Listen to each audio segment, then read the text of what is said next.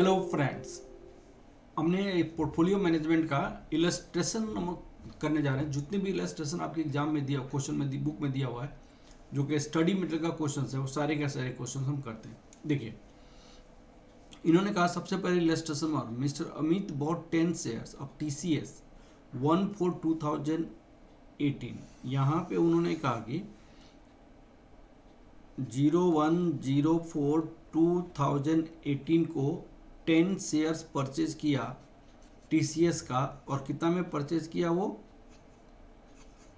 कितना में परचेज, 30.050 में। द कंपनी पेड डिविडेंड ₹30 पर share and the value of stock 31/03/2019 को इनकी जो मार्केट प्राइस हो गया, मार्केट प्राइस पर शेयर कितना हो गया, ₹34.34। यहाँ पे पॉइंट है या ये है 30,000 डेज, 34,280 रुपीज़। और dividend, the company paid dividend rupees पर शेयर। उन्होंने कहा कि डिविडेंड कितना मिला है उस पीरियड में, उन्होंने ₹34 मिला, 34 डिविडेंड मिला एक शेयर पे, तो 10 शेयर पे इतना हो जाएगा, तो 340 आपका डिविडेंड मिला। तो calculate holding period return.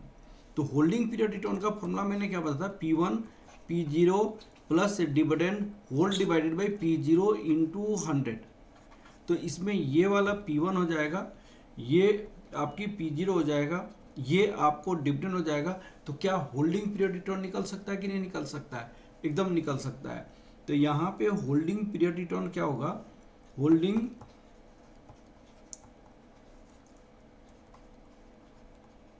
Period return P1 P0 dividend divided by P0 into 100, 34,280 minus 30,050 plus 340 whole divided by 30,050 into 100। अब बताइए कितना होल्डिंग पीरियड रिटर्न हो जाएगा, 34,280 माइनस 30,050 प्लस 340 डिवाइड 30,050 इंटू 100 करेंगे तो 15.207% हो जाएगा, जो कि यहाँ पे 15 पॉइंट इतना आपका आंसर आ जाएगा। ठीक है ना, ये आपका होल्डिंग पीरियड रिटर्न आ गया। करंट यील्ड दोनों में अलग अलग करके निकाला है। ठीक है, अब उसके बाद दूसरा क्वेश्चन क्या है, उसकी आंसर भी दिया हुआ है। उन्होंने क्वेश्चन क्या दिया हुआ है, the portfolio manager invested 5 portfolio namely. तो इन्होंने कहा कि पोर्टफोलियो में इन्वेस्ट किया, 5 पोर्टफोलियो में इन्वेस्ट किया। कौन कौन सी 5 पोर्टफोलियो भाई इन्वेस्ट किया, एक P है, एक Q है, R है, S है और T है।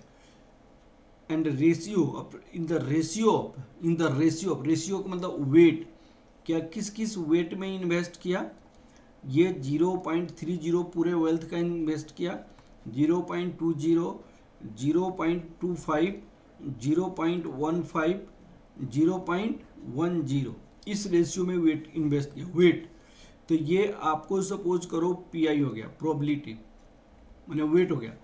अब आपका यहाँ पे रिटर्न कितना है, expected return of the portfolio, return इनके पास कितनी है, return that equal to this is your XI। XI का रिटर्न कितनी है, 12%,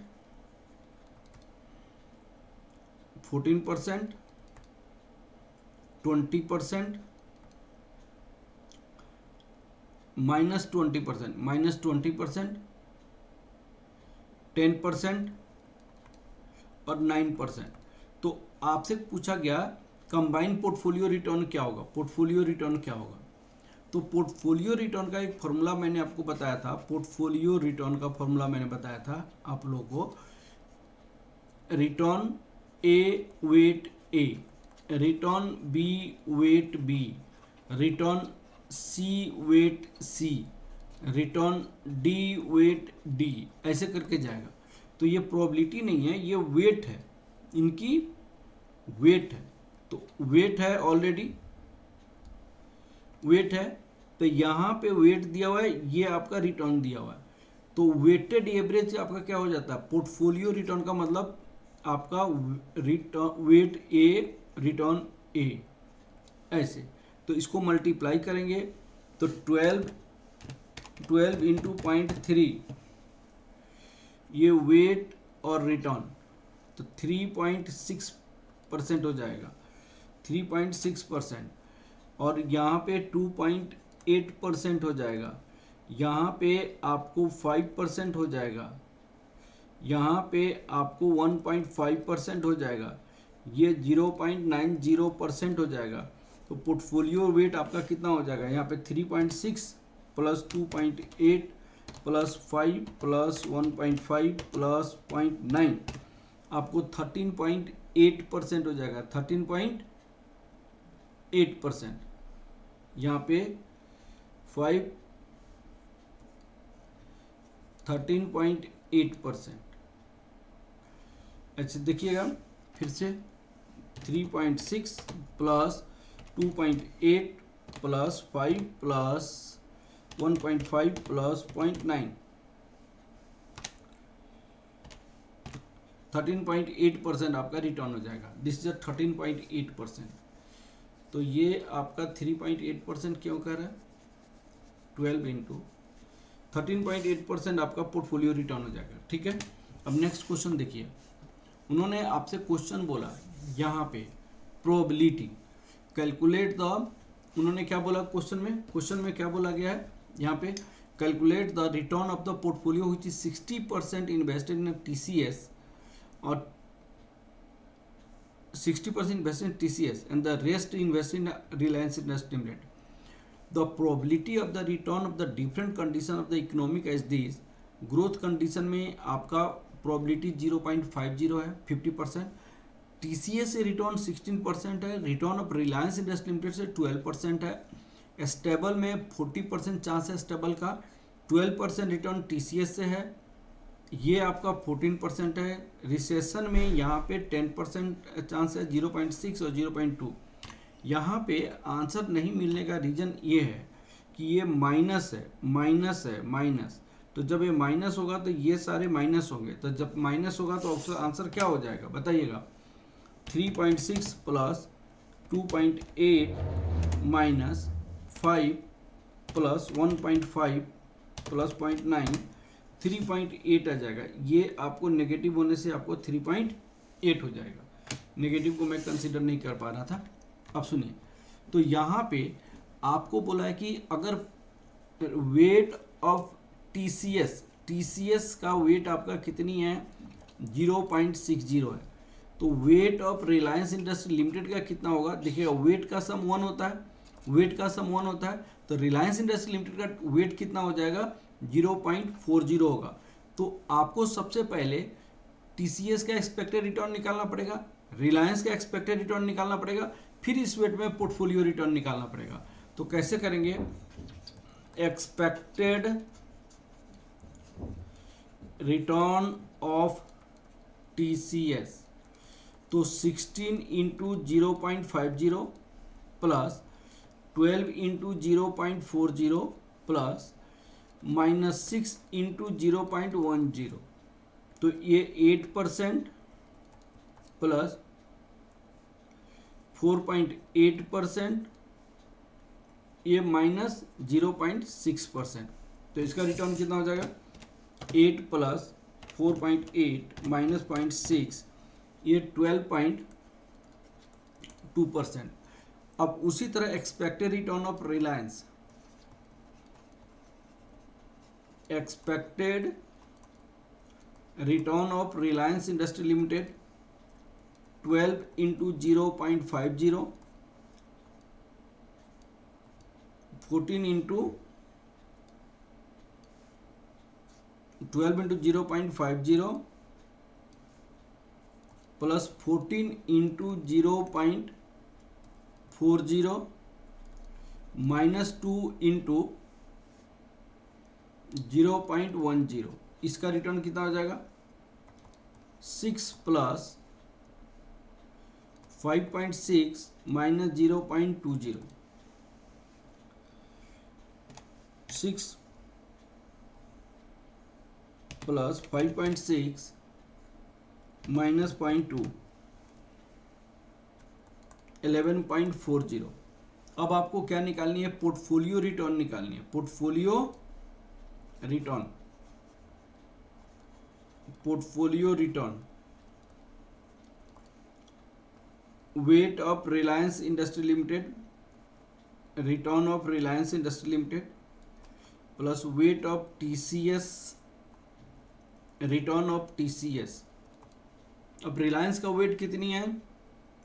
0.4, 11.40%। इसका वेट कितनी है? 0.6 इंटू 12.2% इंटू 0.4, 4.56% यहाँ पे हो जाएगा।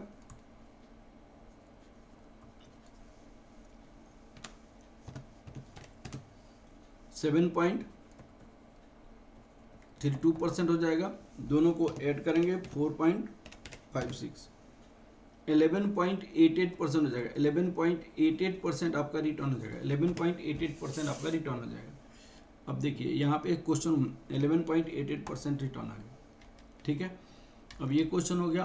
अब क्वेश्चन नंबर 4, क्वेश्चन नंबर 4 का सोल्यूशन भी दिया हुआ है। यहाँ पे आपको दो कंपनी है। एक कंपनी आपके पास क्या है? एक कंपनी ये है, एक कंपनी, ये सब बेसिक क्वेश्चंस है जो कि फर्स्ट क्लास में मेरा कंप्लीट हो गया। Two securities A and B have the standard deviation up 10% and 20%। यहाँ पे क्या लिखेंगे? स्टैंडर्ड डेविएशन 10%, यहाँ पे 20% on each. The first glance security B is more riskier than security A if mean return और एवरेज रिटर्न उनके पास कितनी है? 10% एंड 30%। यहाँ पे उनका एवरेज रिटर्न 10% दिया हुआ है और ये 30% दिया हुआ है। तो यह स्टैंडर्ड डेविएशन ए है, रिटर्न ए है। ये स्टैंडर्ड डेविएशन बी है, रिटर्न बी है। When then we can observe that A has a more riskier per unit return while B has a lower riskier per unit return। तो आपसे question कहा जा रहा है कि किसको सिलेक्शन करोगे और कैसे हम रिस्क को मेजर करेंगे। तो इसमें जो रिस्क को मेजर करते हैं वो किसके बेसिस पे मेजर करते हैं?